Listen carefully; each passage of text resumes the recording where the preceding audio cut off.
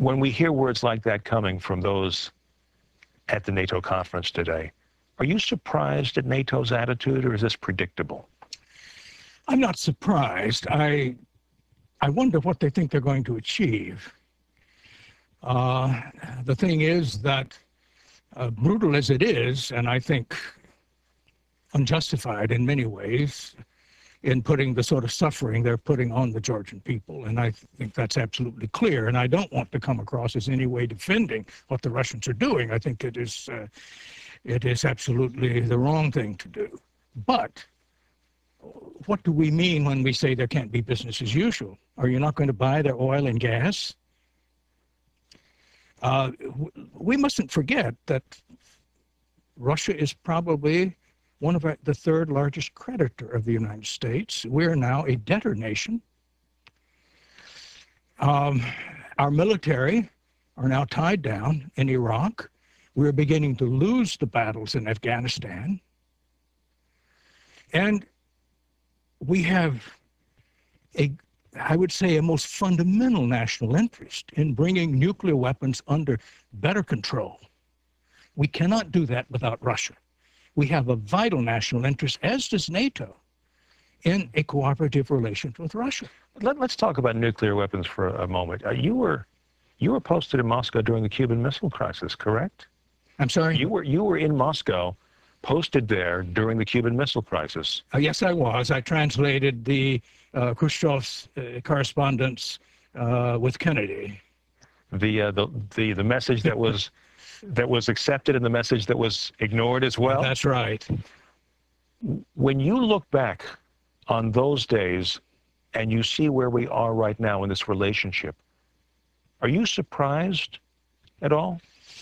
You know, I'm surprised that we did not have the political will to make use of, I think, the possibilities of the 1990s in creating a world in which violence would be discouraged rather than continuing policies that seem to repeat geopolitical competition. Well, there are those who say that during the 90s, when Yeltsin came to power, that the U.S. was content, in their words, undiplomatic though they may be, to let him run around drunk sometimes and incompetent sometimes and let the Russians flounder sometimes because it just played into our interests.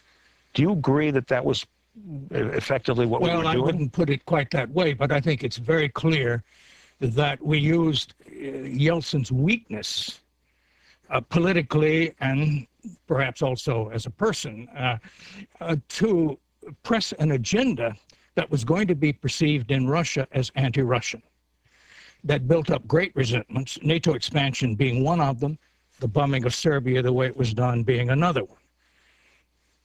Russian opinion went from high 80s in favor of the United States as the most admired country in the world around 1991, 92, 93, to by 98 and 99, after we bombed Serbia, into almost 80% saying we were the most dangerous country in the world. Is that because of our actions, or did the Russian media and the Russian government seek to portray us in that light and the public picked up on it? Well, the media, of course, did this, but at that time the government was not controlling the media. The media was not government controlled. When the anti-Americanism was because of their perception that the United States was shunning them. You see, we had convinced them, and I think rightly so, that getting rid of communism and Russia later, we didn't want to see the Soviet Union totally broken up. We wanted to see the Baltic states free, but we hoped that Gorbachev could set up a voluntary democratic federation. When that was impossible, well, there was nothing we could do about it. We tried to have relations with all of them. But the point was that we did not, we left the impression that all you have to do is throw off communism and everything will be okay.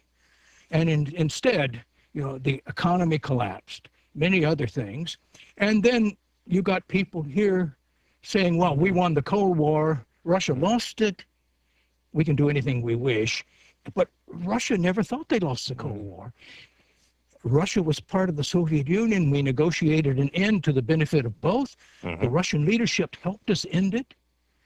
And yet they were being treated in the 90s as if they were a defeated power. Well, there are those who say, you made mention of World War I earlier, yes, that what we did with the Russians after the end of the Cold War almost was likely to breed the same kind of resentment that the Germans had after World War I. I think that is very, very true. You know, there are differences, but I would only point out that in expanding NATO the way we did not even give the Russians the sort of consideration we gave the Germans after World War II, when with the Marshall Plan and the other things, we insisted that France and Germany make up, that they bury those animosities. Instead, the way we did it, we in effect revived the animosities in Eastern Europe. Certainly the East Europeans that had been dominated by the Soviet Union and earlier in their history by Russia had a lot of resentments.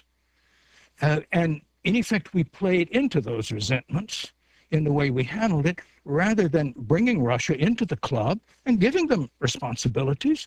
And so one of the reasons Putin went the direction he did, he began to see that Russia was not going to be accepted, and they began to read American policy and much of West European policy as anti-Russian and engaged in trying to encircle them and to bring military pressure to bear. Now, I don't think that's not a fair assessment of American policy. There were other reasons for it, but that was the Russian reading, and I think we need to understand that when we began to look at behavior that we see today. Appreciating the perceptions of our actions by the others who are looking from the outside in. That's right. We have to take our break once again. Back with Ambassador Jack Matlock in a moment.